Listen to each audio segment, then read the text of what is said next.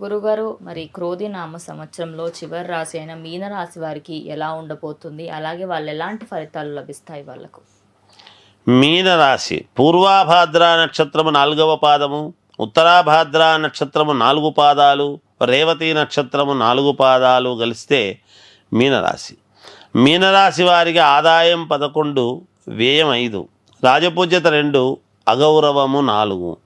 మీనరాశి వాళ్లకు మీనరాశిలో రాహు ఉన్నాడు, పైగా ఏలినాటి శని ప్రభావం అనేటువంటిది ఉన్నదని మనం గమనించాలి.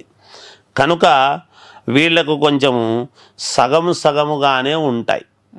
ఎక్కువ శాతము శారీరకమైనటువంటి శ్రమ అనేటువంటిది ఉంటుంది. శ్రమపడిన ప్రతిసారి అంతా మేలు జరుగుతుంది అనడానికి ఉండదు. తక్కువ ఫలితాలే రావచ్చునుగాక.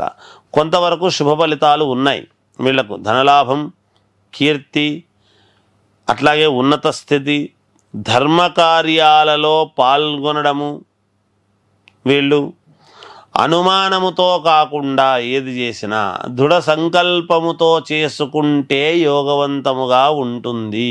నేను చేయగలనో లేదో, నేను ముందుకు వెళ్ళగలనో లేదో అనేటువంటిది రావద్దుగాక.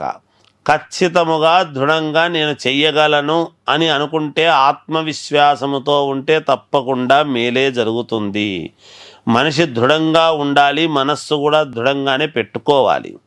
శారీరక శ్రమ అనేటువంటిది ఉంటుంది గాక, ఇక తప్పదు.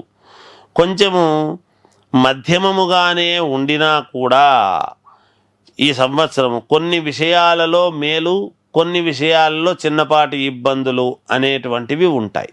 అంటే ఏ పని మొదలుపెట్టినా మంచి చెడులు ప్రతి దాంట్లోనూ ఉంటాయి.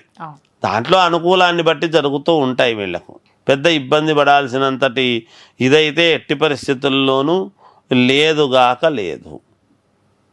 ఆందోళన చెందాల్సిన పనేమీ లేదు. అయితే సమయానికి తిండి, సమయానికి నిద్ర అనేటువంటివి 2 చూసుకుంటున్నారంటే మేలు జరుగుతుంది. రావాల్సినటువంటి ఆదాయము యథావిధిగా ఒక పద్ధతి ప్రకారముగా రావాల్సింది ఎప్పుడూ వస్తూనే ఉంటుంది. దాని గురించి ఏమి ఇబ్బందులు లేదు. అయితే ఒకవేళ ఏదైనా మనం వ్యాపారాలు కొత్తవి చెందాలి అనుకున్నా ఆగడం మంచిది. విదేశాలకు వెళ్ళాలి అనేటువంటి ప్రయత్నాలు చేసేటువంటి వాళ్ళు కూడా కొంచెం ఆగి ఆచితూచి అడుగులేస్తే మేలు జరుగుతుంది, ఇబ్బందులు ఉండవు. కోర్టుపరమైనటువంటివి ఏమైనా వీళ్లకు అనుకూలంగా రావాల్సినవి ఉంటే కొంచెం వాయిదాలు పడే అవకాశం ఉంటుంది. మళ్ళీ వాయిదా పడిందా అనేటువంటి ఇబ్బంది, ఈ ఇబ్బందుల్లో అదొకటి అనేటువంటి భావన ఉంటుంది. కొంచెము తప్పదు.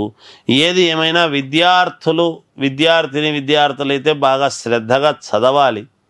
బాగా చదివితేనే కొంచెం వీళ్లకు యోగం అనేటువంటిది ఉంటుంది.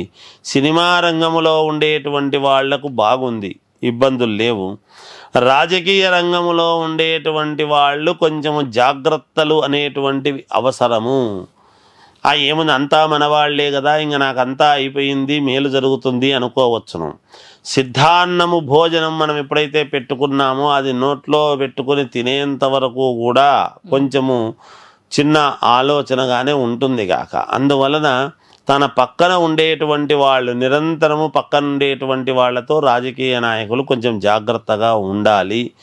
ఏది ఏమైనా వ్యక్తిగతమైనటువంటి జాతకాన్ని పరిశీలన చేసుకొని ఏదైనా లోపాలుంటే సరిదిద్దుకొని ముందుకు వెళితే మేలు జరుగుతుంది, యోగంగా ఉంటుంది అని తెలియజేస్తూ జయోస్తు.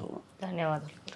ఇప్పుడు ఆపరేషన్ లేకుండానే మోకాళ్లకు ప్లాస్మా ట్రీట్మెంట్. మీ ఆర్థోపెడిక్ సమస్యలన్నిటికీ రోబోటిక్ టెక్నాలజీ ద్వారా తక్కువ ఖర్చుతో శాశ్వత పరిష్కారం. Free consultation. ప్రతి ట్రీట్మెంట్ పై 20% డిస్కౌంట్.